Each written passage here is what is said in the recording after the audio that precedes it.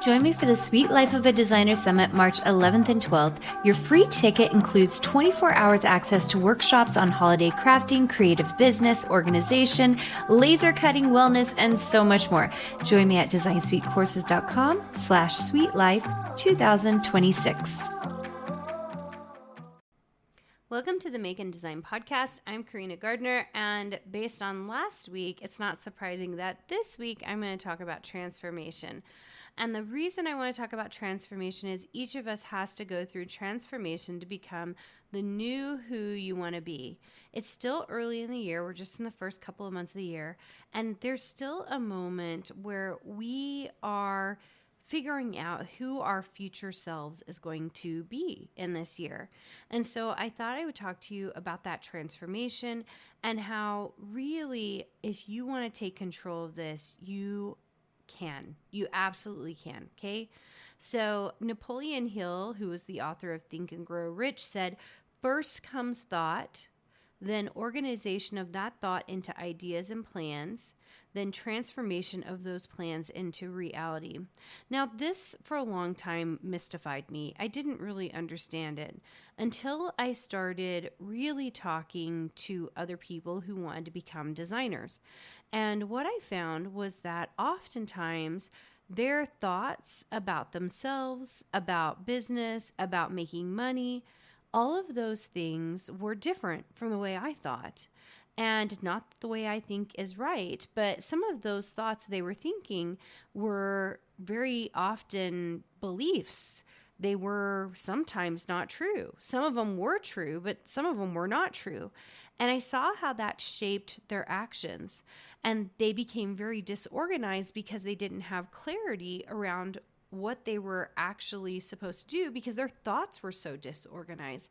So this idea that first comes thought, then organization of that thought into ideas and plans. If your thoughts are messy, incongruent, maybe they don't have clarity, you're not going to have ideas and plans. And then that transformation of those plans into reality. It's going to be very difficult to have that. How about this? This is from Steve Maraboli. I'm sure I said his last name wrong, but he said, incredible change happens in your life when you decide to take control of what you have power over instead of craving control over what you don't. Now, there's a really good example of this, and that is the way that you write your goals at the new year. Yes, we're past that, but hey, you can always work on your goals, right? So oftentimes I see people write goals that are very difficult for them to achieve. Like one of the ones I hear people, I was just thinking of family members who use these goals. They'll say, I'm going to make $500,000 this year, or I'm going to make $10,000 this year. Okay. Now I'm not anti those goals. I love money goals, but they're really difficult for you to be in control of. What if there's a dip in the economy? What if you find that the thing you're selling doesn't sell the way it used to, right? So instead, oftentimes the things that you will see that I have metrics on are things that I have more control over. So I can control how many things I design every week. I can control how many YouTube videos I make. I control how many podcast episodes I make, right? I cannot control how many people listen, right? I can put money behind it, maybe have advertising. I can promote it. There are things I can do, but I really actually don't have control over how many people are watching it. All I have control over are the metrics around people listening or watching something, right? So maybe my metric or my goal is I will remember to tell everyone about my podcast every week. Right? That's something I can control. I can't control that 2,000 people are listening every single week, right? So incredible change happens in your life when you decide to take control of what you have power over instead of craving control over what you don't, okay? I think this might be, for many of us, and including myself, my hand raised on this one, one of the things that would change my life is to really pay attention to what I have control over and what I don't, okay? How about this one? I love this one. Success comes from the inside out. In order to change what is on the outside, you must first change what is on the inside. Now, this is one I think we all actually know intuitively, or we've heard it before, but very few of us actually make a change on the inside. We're like, if I just do all the outside things, nobody's going to notice all of this inside turmoil inside of me. What I usually see is that the reason the business looks like a mess, things aren't moving correctly, it's like super crazy, is because the inside is a mess as well, right? And so the cleaning up of the inside, what's going on with our thought process, how we feel about ourselves, how we love each other or hate ourselves, right?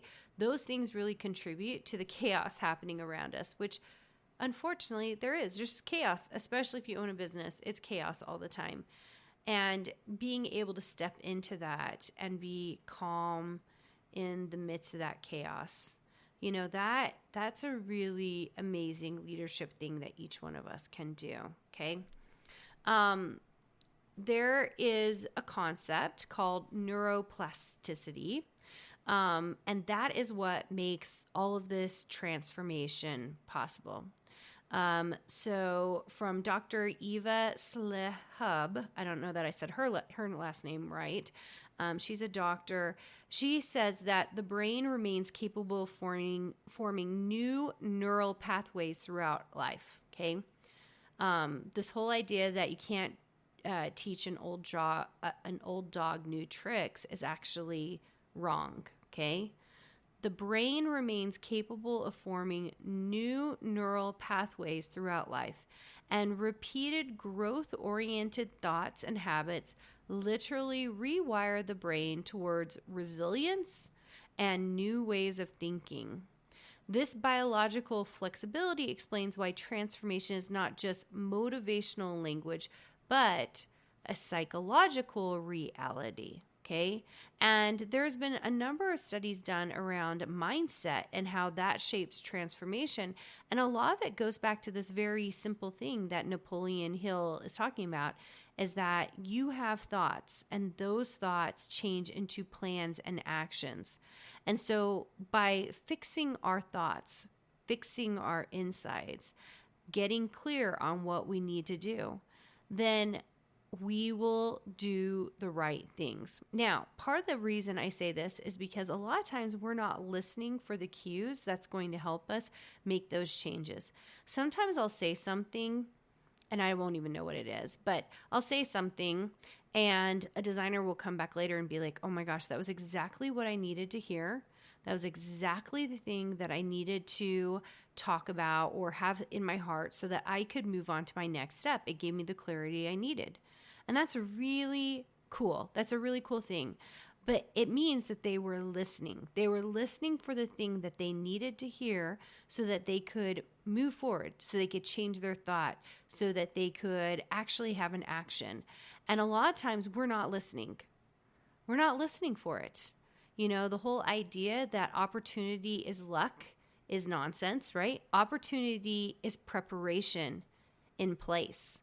And so we can see the need, the opportunity as it arises. The same is true for thoughts and for processes. Like if we are listening for the thing that we need to hear, then we're going to hear it.